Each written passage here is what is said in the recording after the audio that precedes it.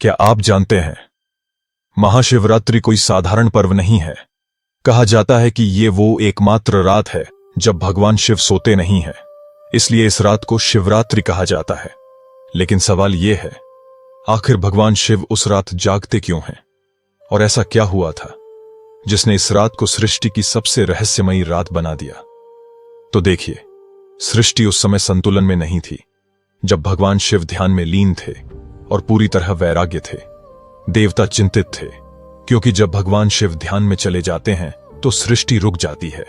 फिर न ही सृष्टि का निर्माण होता है, न विनाश, और न ही संतुलन। ब्रह्मांड ठहर जाता है। देवताओं ने सोचा, अगर भगवान शिव ऐसे ही ध्यान में रहे तो सृष्टि चल ही नहीं पाएगी।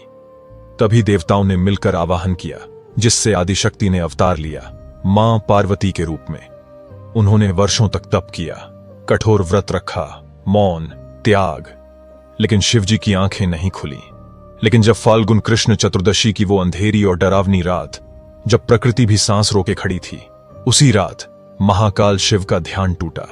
तभी पहली बार शिवजी ने संसार को स्वीकार किया, और उसी रात भगवान शिव और माता पार्वती का आंतरिक मिलन हुआ।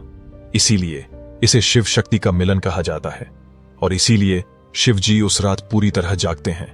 शास्त्र कहते हैं कि उस रात पृथ्वी की ऊर्जा सीधे ऊपर की ओर उठती है। इसीलिए जो व्यक्ति उस रात जागता है, ध्यान करता है या बस शांत रहता है, उसकी चेतना अपने आप ऊपर उठने लगती है। इसलिए महाशिवरात्रि की रात मांगने की नहीं, जागने की रात है।